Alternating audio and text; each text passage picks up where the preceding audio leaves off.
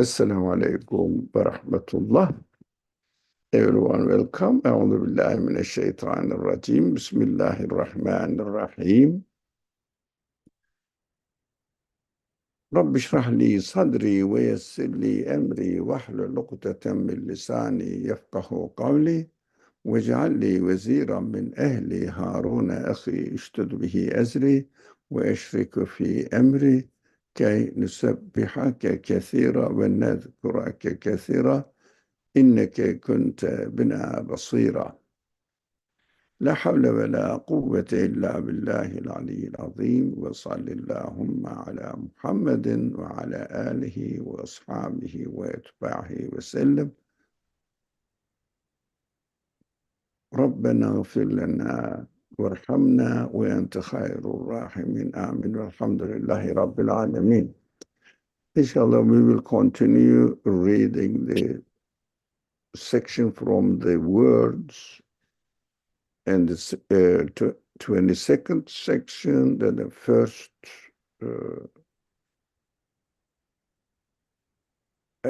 station. It's called. It is funny that the author names the things and uses funny examples, and I feel that there's people not from Middle Eastern countries are not familiar with this language.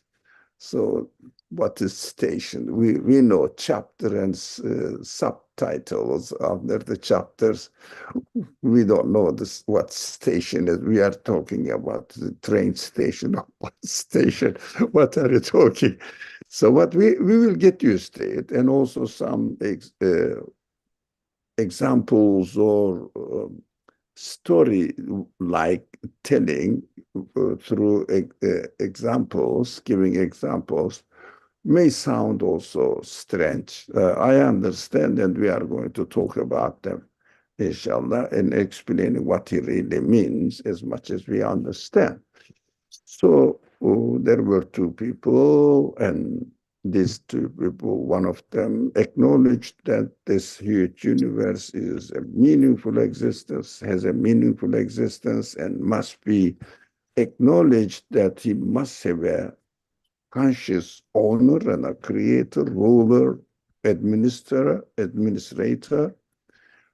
and the other one represents the opposite idea. Of course, these are just symbolic teachings, and the one who acknowledges the king says, I have many proofs for what I say, but apparently you cannot come up with any proof that there is no owner, because it is impossible not to prove that something doesn't exist. No, that is another subject, but just as an introduction to this important point, to prove that something doesn't exist is almost impossible within the conditions of this universe. You have to go through every single being. It is impossible. Oh, there is nothing here. For example, if someone says there is no needle, for example, just make it a bit difficult but easy to understand, in this house, how can you prove that there is no needle? Maybe in a small place there, it is there inside something. You cannot really. So that is one problem that for those deniers that the universe has no creator, because by definition, first of all, the creator, the concept of creator doesn't exist within the universe, cannot exist within the universe, because universe is his work. He must have another existence, type of existence, level of existence, whatever you call it. So you cannot prove that there is no such a being, because it is not a part of this universe, and you cannot get out of this universe. So this concept cannot be really rejected by proof. But somebody may say that, look, can you really prove that there is no nature? It depends on how you define nature. If you define nature that is operating within this universe, you have to look for it. And especially the nature of the things, or you can get the smallest thing, for example, the particle, and investigate whether there is nature, whatever you call it, it is whatever you mean by nature, within the particle, but nature is not matter that you can really take it and handle it and say that no, there is such nothing here, a matter. For example, if I say there is no, let me say, the chair in this house, but chair is a matter that I can uh, see, I can be being to go over the house and see that there is no chair. Because of the nature of chair is a material being. So I can prove it whether it is there by showing it, or prove it by going inside the house and see there is no chair. Because it is matter, but it is something, if it is something which is not matter, for example, nature of thing, in the universe, which kind of concept is it? We have to talk about it. All the qualities that the things have. Now we have to stop here. The things cannot exist without their qualities. First.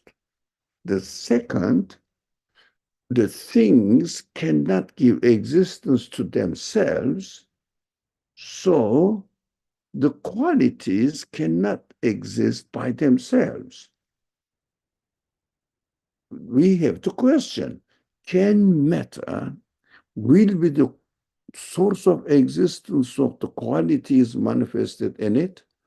No, it goes contrary to what we said before, because qualities, without the qualities, matter cannot exist.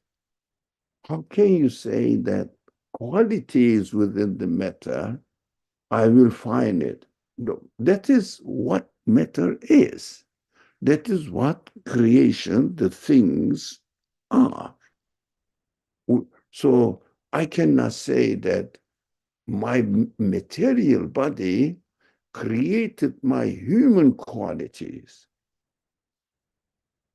So human qualities are not matter or of the kind of matter. So I'm going into another subject. But it is important to know that to prove that God doesn't exist is essentially impossible, irrational. That is what I wanted to say. So if someone claims that the universe needs a creator in order to explain its existence for a human being, by a human being, then this person must prove that universe needs a creator. That is different. I didn't say I have to prove God. No. I said universe needs a creator, and this creator, by definition, to be a creator, cannot be of the nature of the universe. Now, reasoning is necessary now in the way the things come into existence. Can it happen by itself? All the questions follow it. That is why the text studies only one side of the proof, not the side of disproof of the creator and owner and administrator of this universe. I think it is important for us First of all, we have to be careful with our language. We cannot prove God. Why? I am in a part of the universe, and God cannot be found within the nature of universe. But I can prove that the universe needs a creator who is not the nature of this universe and must exist. I can prove that. And this proof must be logically established, not physically established. Because physically, if it was physically, it would be a part of this universe. I spoke a lot, but this point attracted my attention, saying that why the author doesn't argue the other side's argument or doesn't present other side's argument. Because other side's argument claims only what? I see no one here owning. I am entertaining my life. That's it. Everything as it is. But nowadays, people don't say it in this simple way. People say, or those people who call themselves scientists, they interpret the universe that the universe itself is reproducing itself over and over again in the perfect way and developing. Now I can argue. Now, can you show me any power within the matter itself that it will produce its own quality? But I can prove that matter cannot have, doesn't have, cannot have any quality to give existence to itself, logically. I am expecting the other side also logically prove it, but there is no logic. So there is, today I read an interesting concept about this shedding or molding of the caterpillars into a butterfly. It uses the language, this one.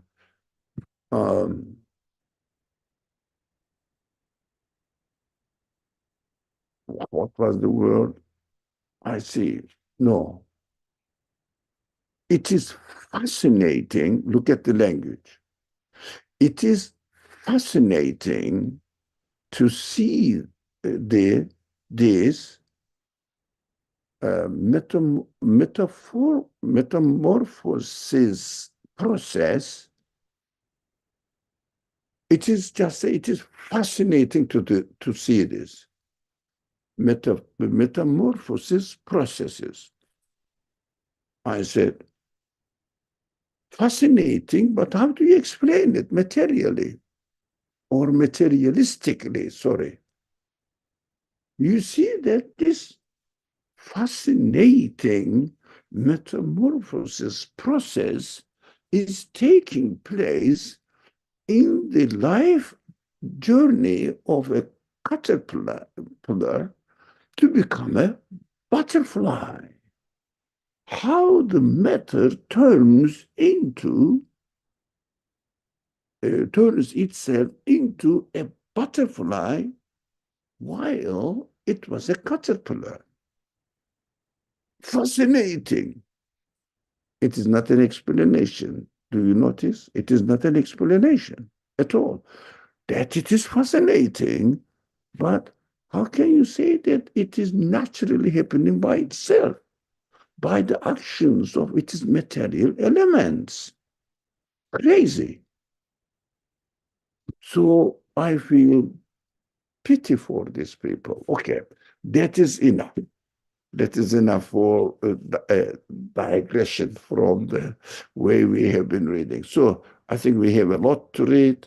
So today, can I ask, please, Anne, to read out for 11th proof? Just 1 second. Something. If you want to. No, I got this weird message from Amazon Adobe that blocked the screen, so I can only see you. But I can read from the book. Oh, of course, you can. Yeah. Why not? It's the same. Okay, so we'll start with the 11th proof. Yeah. Come, my friend. Now I shall show you a decisive proof as powerful as the 10 previous ones. We shall board a boat and sail to a peninsula far away. Yeah. So there's a note there, I think. Yeah, that the footnote said that the boat was history and the peninsula and the era of bliss or age of the prophet. Mm-hmm. It indicated at least one, two, three different representations. And I just found that a little bit confusing because Mm-hmm. in my understanding of a metaphor, it should, the boat should represent one thing clearly. And I found that these three different things, the three different things, history, peninsula, and the era of bliss or age of the prophet, to be a little confusing. So I was wondering why the writer had chosen to use so many different representations for the ship. Yeah, yeah, I understand. It means take a journey into history. That's very simple. And Okay. back, then go back to the Arabian Peninsula in prophetic era and see what the prophet is doing there. But Mm. seeing is just as you said, metaphoric. So read the history, it means. Yes. Yeah, that was helpful. This Yeah, but first one, I chose the first one. yeah, Okay. okay. I'll continue. For the key to this riddle-filled world will be there. Hmm. Moreover, everyone is looking to that peninsula and awaiting something from it. They are receiving orders from there. See, we are going there. Now we have arrived and have alighted on the peninsula. There is a vast gathering, a great concourse, as though all the important people of the country have gathered there. Look carefully. This great community has a leader. Come, we shall draw closer. We must become acquainted with him. Look, what brilliant decorations he has, more than 1,000 of them. Look how powerfully he speaks. How pleasant is his conversation. In these 2 weeks, I have learned a little of what he says. You learn them from me. See, he is speaking of this country's miracle displaying king. He is saying that the glorious king sent him to us. Yeah. Now, I think we can just summarize it in this way. I'll try my best to summarize it. The key to the riddle, it means to key to this mysterious, or let me use this word, fascinating universe, to key to understand this as if answer key to this riddle of the puzzling, fascinating existence of the universe is there. So people all go there. Of course, it refers to metaphorically the people who go and study his life and his message, but we will study his message in the following proof, 12th proof. This is for the life of the prophet now. And many people went there, and it means read his life history, and the people who uh, this leader changed their life radically from one state of lifestyle into a completely different lifestyle in a very short period of time. How he explained the meaning in the existence of everything. So the people were convinced because it was appropriate to human feelings. And they said, this man is really telling the truth, but this man declared that he is sent by the owner of this universe in the story or metaphorical teaching of the author. He was sent by the king or owner of this universe, it means. So that is what we have to appreciate the life of this man. I have learned a little bit, the author says, and I can share it with you, what he said, essentially. But if you want, you can also uh, examine the life of the people who educated in his time and later generations, still later generations are studying his lifestyle, his teachings in his life, and the book he presented to human beings as received from the creator of this universe.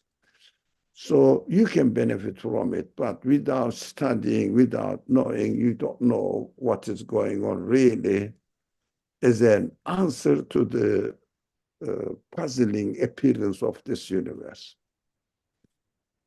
Okay, I think Okay. if there is no more comment or question, we can continue.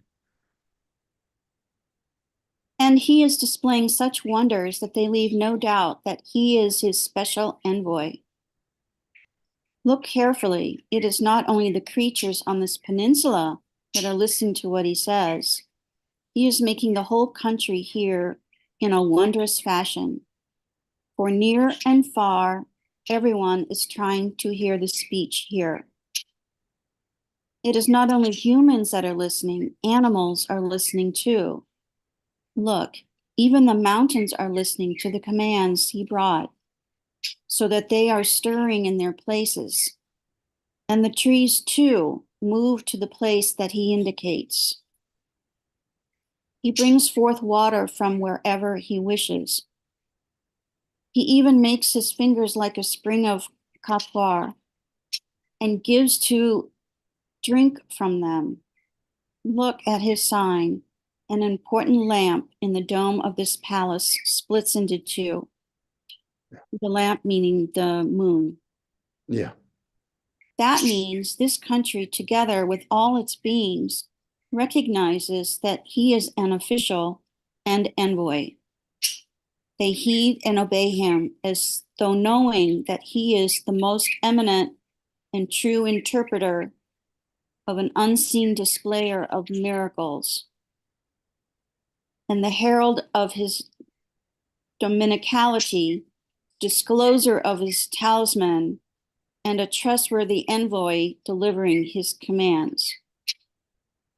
All those with intelligence around him declare, yes, that is right about everything he says, and affirm it.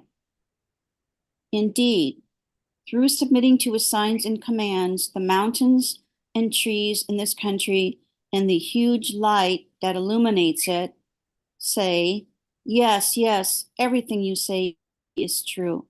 The huge light footnote refers to the sun. Yeah, this huge light is. Mm.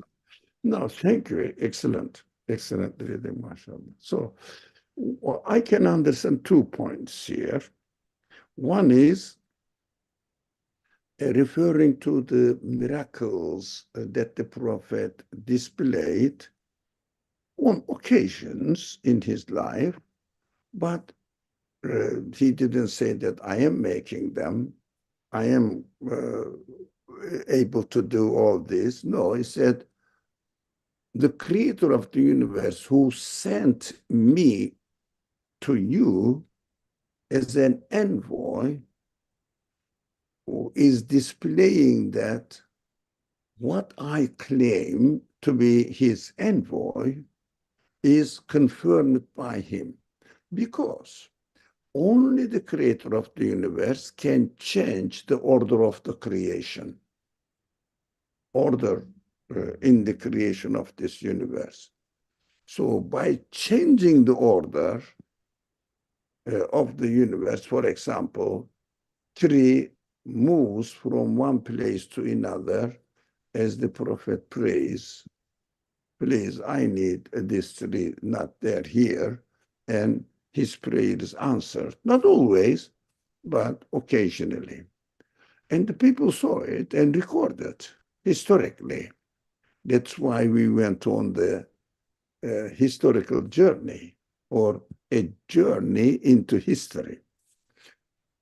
So these narrations, all the trees, moon, the splitting of the moon, or the running water from his fingers are historically recorded and confirmed by his contemporaries on a consensus way.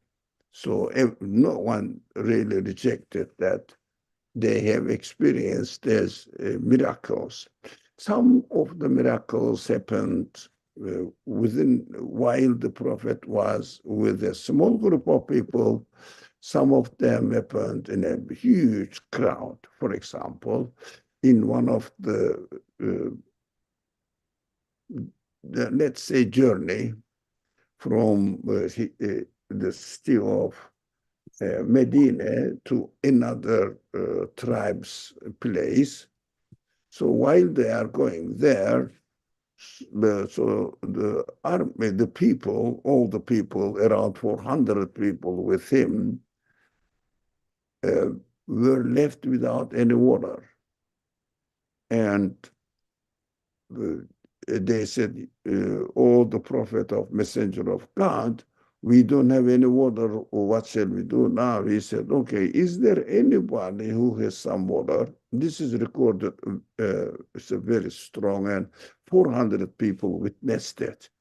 That's why they were really very much convinced. One of the reasons that they were very much convinced that the prophet, the messenger Muhammad, was really appointed by the creator of the universe, because there they witnessed that the order of the universe has changed. And somebody said, I have a little bit water. All right, bring it, and asked him to put them into his hands. And he prayed, the prophet prayed. And as the water was running out of over his springs, they all witnessed that this running water never stopped until everybody is satisfied with the water, like a spring. So this is very famous, one of the very famous miracles of the prophet performed. But he never said that, look, I am a superman or different man. He said, I am a man like you, but I asked God just to help us and also demonstrate to you that I am an envoy of the creator of the universe, but nothing else. So it was necessary for them, we have to understand that it was necessary for them. This is an important point I mentioned on several occasions, this point, but it will be a repetition for some people. So I'm sorry for this, because they didn't have the whole message. And also they didn't know how to study the message really. They didn't know how to read and write. But they heard the message, tried to memorize the message as much as they can, and also saw that experience that the prophet was really, really sincerely applying on putting into practice in his life what the message says.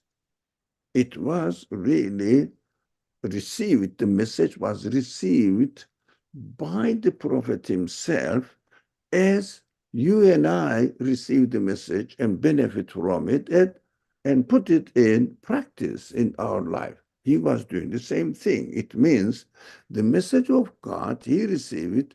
He was nothing but a student of this message as well. So through his studying the message, so he understood by the help of the prophet, because help of God, because he was an envoy, so that he will be the best representative.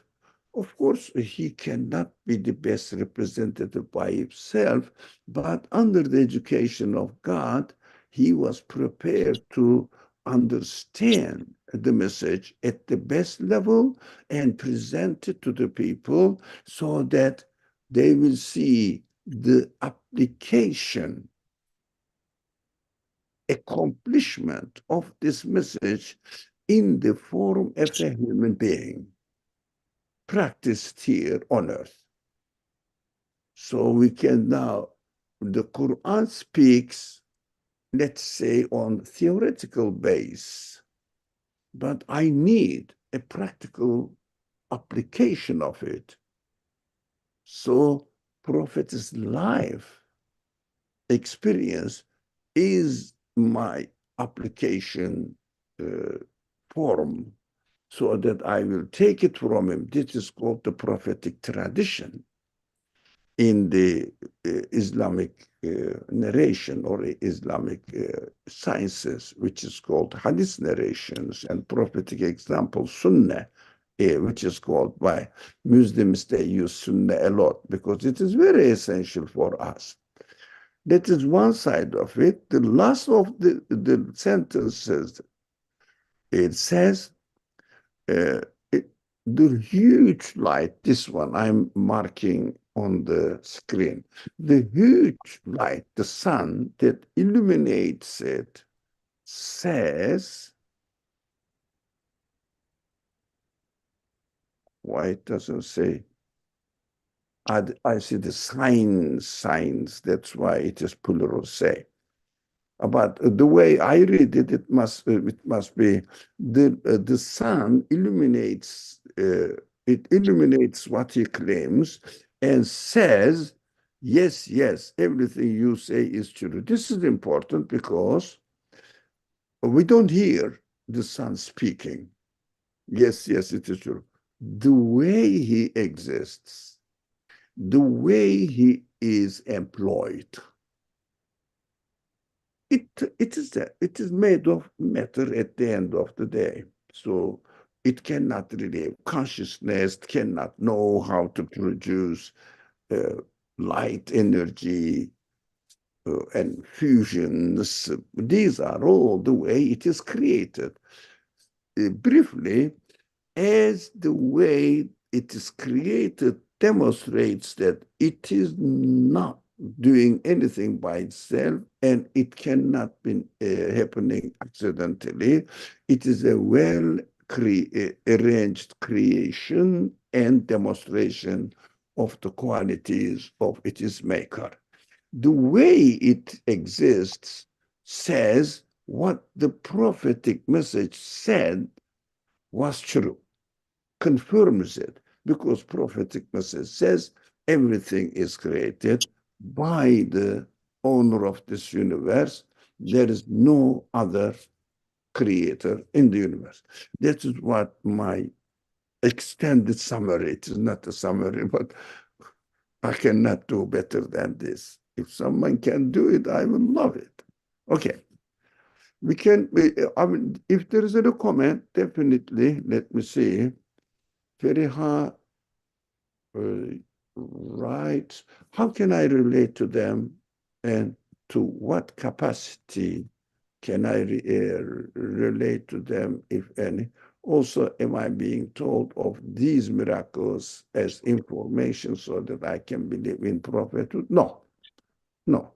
You are not told these miracles that you can believe in his prophethood. No, because you don't see it. This is just a narration. But you can see that those people, we can understand that those people who lived with him, they needed miracle. You and I don't need the miracle, and miracles are not happening now.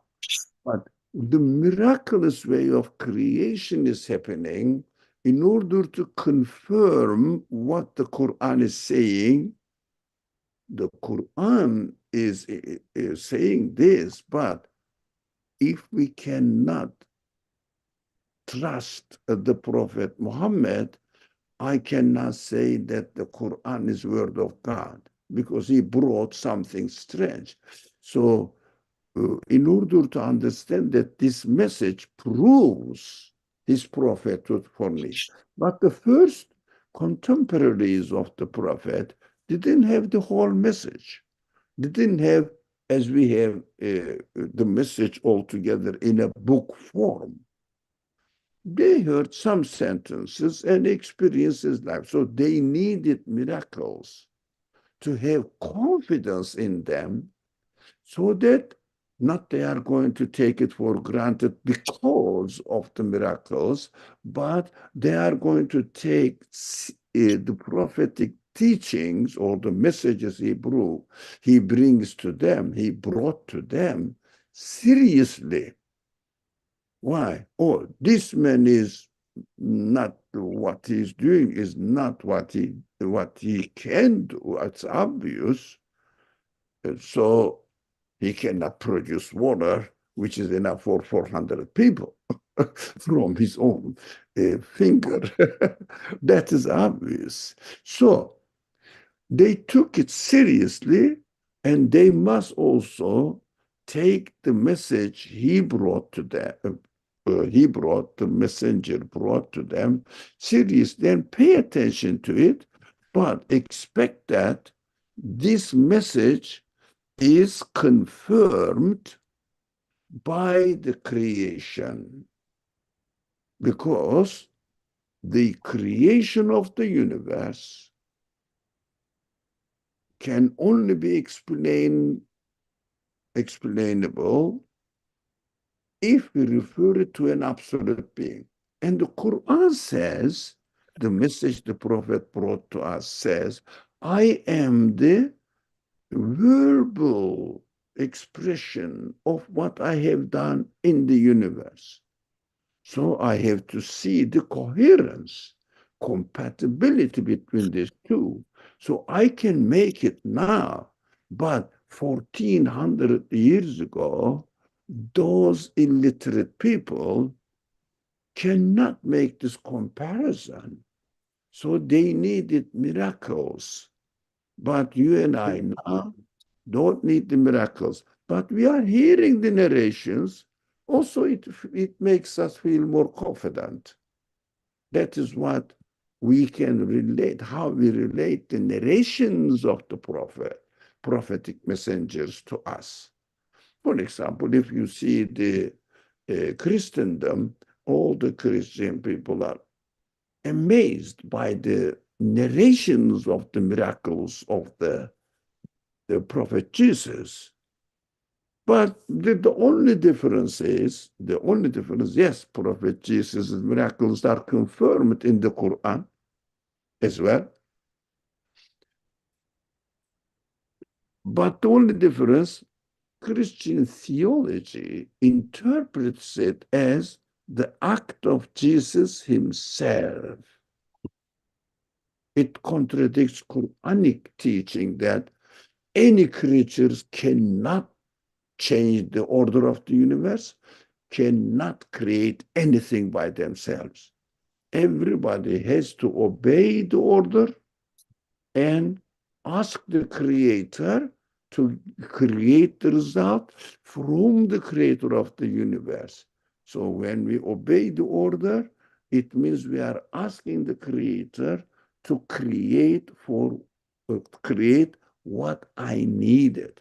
So this, according to Quranic teaching and according to my personal mind, contradictory interpretation to the nature of the universe, contradictory.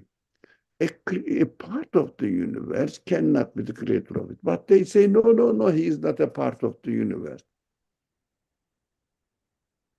So what? He lived in this world. That's what my mind cannot approve it. But they say the prophet Jesus also performed miracles, but essential difference in the Islamic tradition, Quranic teaching, prophetic teaching. Prophet always said, no, it's not me who is making it. Allah is creating it. I am just a beggar asking. Well, I need it, and these people around me need that what I am saying is really what I am claiming is really correct because it is approved by the creator of the universe by creating extraordinary, which means uh, out of order of this universe, nothing to do with order of this universe, uh, demonstrating that what he is claiming is confirmed by the creator to the eyes of the people. That is what we can relate these miracles for us. Okay, to us. Yeah. Should I continue? Yeah. Let me see if there is Hmm. a Feriha, what type of confidence do miracles give me forward? No, no, no. Narrations, Feriha. Narrations, because the narrations are confirmed by hundreds of people for thousands of years, and all these experts are confirming the narrations that it is historically correct. Experts are saying that as well. So I will just have the confidence in this seeing the narrations, and it is confirmed by the people, so that yeah. But for now, the proof for me is the Quran and what the Quran said, and also Prophet's life Prophet's life supports what the Quran says. So I can combine what Quran says and the prophetic life. So I should take the prophet seriously, not only they call it, postman of the Quran, but apply it in his life. In order to take the prophet seriously, I have to study the narrations from his life. And these narrations include narrations of the miracles. So I have to see them, although it doesn't really practically mean anything to me because I'm not going to repeat his miracles in my life. So practically it doesn't mean, but theoretically it confirms and helps, consolidates my trust in the prophet. The narrations consolidates my confidence in the prophet, or in Muhammad's claim that he was a prophet or messenger of God. Let me see if there's something. Okay, says, thank you, thank you. Anyway, good opening. Now, we can continue now. Okay. My foolish friend, could there be any contradiction or deception concerning the miracle displaying king, about whom this most luminous, magnificent, and serious being, who bears 1,000 decorations particular to the king's own treasury, is speaking with all his strength, confirmed by all the country's notables, and concerning the king's attributes which he mentions and the commands which he relays? If there is anything contrary to the truth in these things, it will be necessary to deny this palace, these lamps, this community, both their reality and their existence. Hmm. If you can, raise any objections against these, but you will see that they will be smashed by the power of the proof and flung back at you. Yeah, but I think in a very brief, I'll try my best. Uh, all the miracles also were taken seriously by the people around him, and all the message, all the message is confirmed by the people who lived with him, and also follow in the following centuries. They are all in agreement that what this prophet claimed was really true. That is what, if you see the change he realized during his time, how human beings, uh, attitudes, behaviors, understandings, relationship with others, and relationship with the other creatures, not only among themselves, radically changed. It means this message of the Quran and exemplary life practices of the Prophet were welcomed by his own contemporaries. They didn't reject it. So, for example, there are big and very famous conquerors of the whole world, even Alexander the Great, the Genghis Khan, or this. But they didn't change the life of the people. They just used force and subjugated the people to their kingdom, nothing else. But the prophet, no, he never used to impose the belief or lifestyle on anyone. Everybody was free. Never used any power to impose the message he brought, but he used power to defend himself when he was attacked physically only, not ideologically. That's what we have to be careful. If someone tells me that I don't believe what you said, what you believe, this is just garbage, I cannot do any physical action. I cannot take any physical action against this person. I cannot do that according to the teachings of the Quran, according to the exemplary life of the Prophet. But they all accept it. Thousands of people changed their life willingly. It is an evidence that, and this tradition came into a whole, now the Muslim world, of course, it is somehow not preserved properly, because this poverty, ignorance, people don't take religion seriously. They are dragged away by materialistic, worldly life. Unfortunately, they don't study Islam, so they cannot really represent, I cannot really represent Islam. Why? Because I am polluted by secularist understandings of everything almost. So, but at least you can see the ingredients in the life of these people. So they worship Allah only. It means God, only God, but nothing else.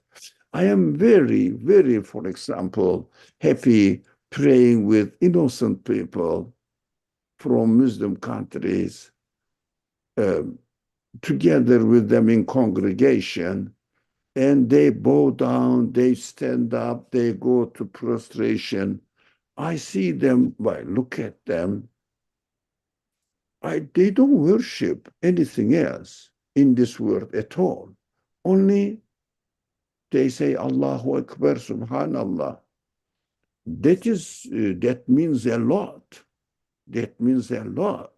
If someone really prostrates before the creator of the universe, or in acknowledgement of the creator of the universe, how great is it? It is by saying Allahu Akbar. God is the greatest.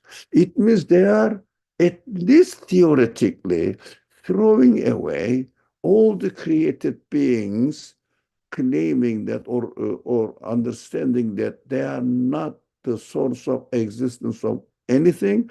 They are not worth of being worshipped. So this is a great, if you like, heritage that the Muslim community is still uh, keeping alive.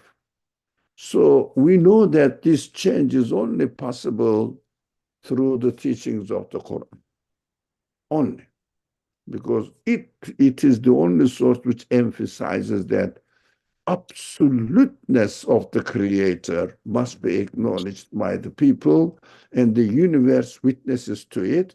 And we study the Quran and the teachings of the prophetic life and come to this conclusion. Sorry, That's okay. we Well, can start. Yeah, sorry. Any question, anything? Otherwise, we can start the 12th proof. okay. The 12th proof. Yeah. Come, my brother, who has come to his senses a little. I shall show you a further proof of the strength of all the 11 preceding proofs. See this luminous decree which descends from above and which everyone looks on in rapt attention out of either wonder or veneration. And the luminous decree is the footnoted as the Quran. Yeah. The one with 1,000 decorations has stopped by it and is explaining its meaning to everyone. The styles of the decree so shine, they attract everyone's appreciative gaze.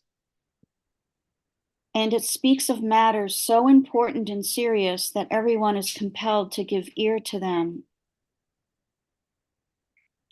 For it describes all the qualities, acts, commands, and attributes of the one who governs this whole land, who made this palace and exhibits these wonders, just as there is a mighty stamp. I had a question earlier with Brother Ali about mighty stamp, because afterwards in brackets is rhetorical quality. Mhm. And I wasn't sure what this meant. Mhm. And I asked if it could be removed. And so Brother Ali has quite a detailed answer. Maybe you'd like to discuss it? No, this is here, but you don't have the screen. Yeah. Oh, let us You want to let it go?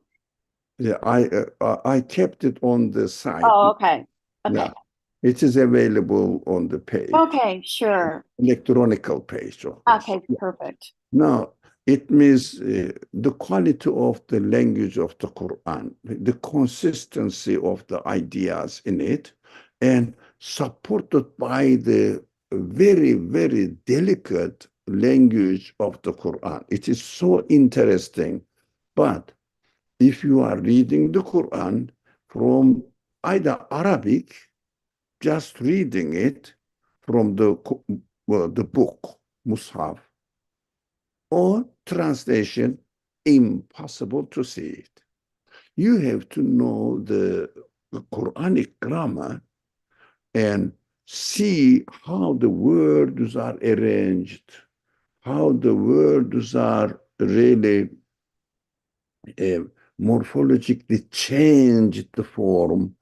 Well, it is amazingly consistent, but it needs deep study. That is why mighty stamp, I said, rhetorical quality. Uh, it means language-wise, you cannot see it if you don't know the language. But not only speaking Arabic, there may be some friends among us who are able to speak the Arabic language, uh, as in they call it Ammi Arabic, or even Lughavi Arabic, Fusha Arabic is not enough. One has to know the rhetorical qualities of the Arabic language. It's all both practical Arabic, and also Fusha, which is called really speaking according to the requirements of the grammar, Arabic grammar, does is not enough to appreciate the rhetorical quality, because you have to specialize in this rhetorical fineness or details used in the Quran. No, it is because it is so interesting. Just if someone wonders, I will give this much explanation. Arabic is a very strong, like French or Latin, grammatic language. I don't know Latin, but French is like that, as far as I know, a little bit. So, grammatic language, everything must be according to the grammar. But Arabic has, the Quranic Arabic has a significant aspect in its rhetorical value, which means by not obeying the regular grammatic rules, Quran makes the meaning different, makes emphasizes by not obeying the grammar. But this is the Quranic Arabic grammar rule to change the grammar in such an understandable way, not impossible to understand, in such an understanding of the way that it changes the grammar and saves to use more words to be used there in order to convey the message. By not obeying the grammar, Quran speaks more than speaking by following the grammar. If I could explain it to you very briefly, this very significant aspect of the Quran needs a special study so that really fascinates you. Because if I say this, you may not be able to really maybe believe in me. Quran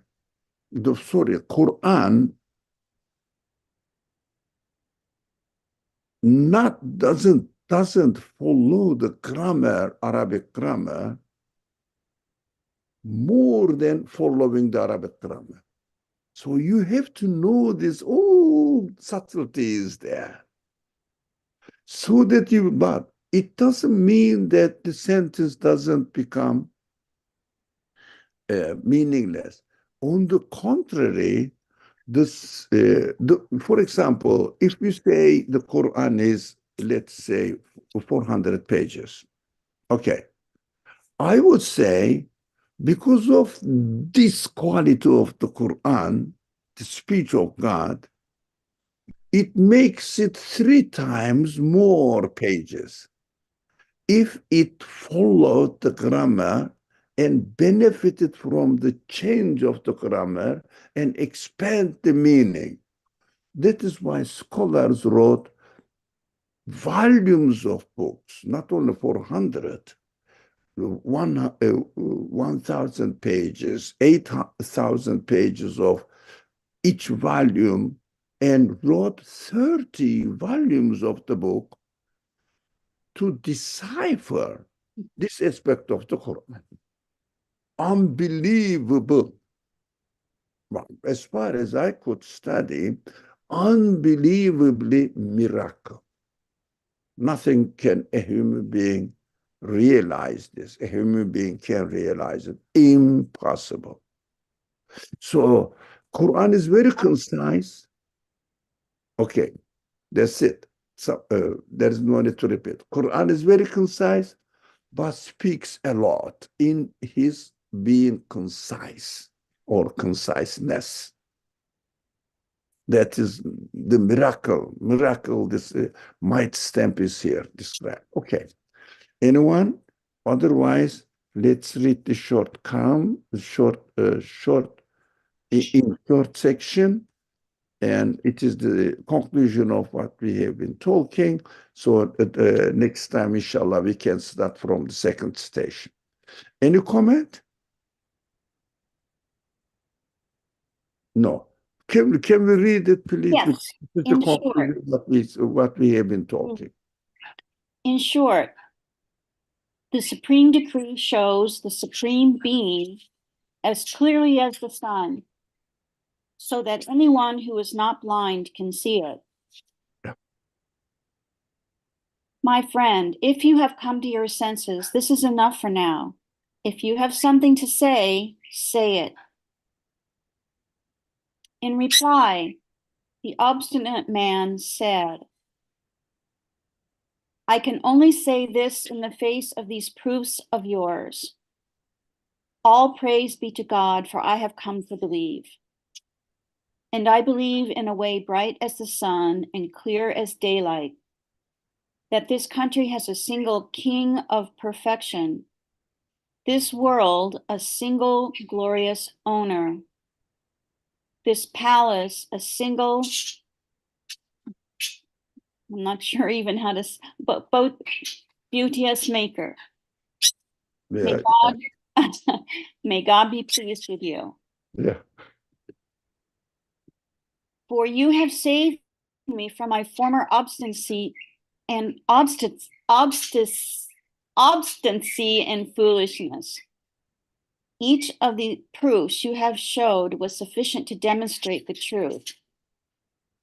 But because with each successive proof, clearer, pleasanter, more agreeable, more luminous, finer levels of knowledge, veils in acquaintanceship, and windows of love were opened and revealed, I waited and listened.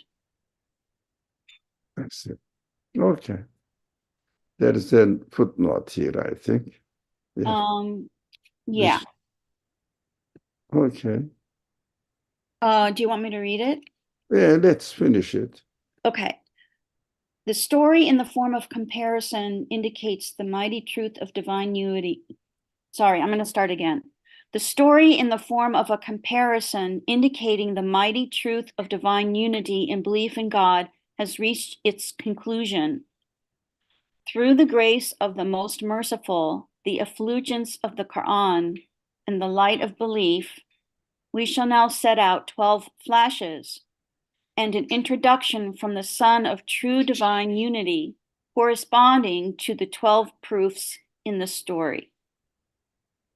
Yeah, in the story, the previous story, two people were really talking to each other. Now, what we are going to read in the second section is not the same line of thinking, but completely different perspective, and also more practical. This first station was theoretical, but the second station will be directly related to our practical life. Inshallah, we can start next week from this second station. May Allah be pleased with all of you, but especially Anne for reading.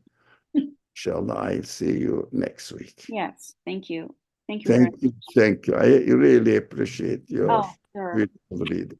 No problem. Thank you very much. بسم الله الرحمن الرحيم.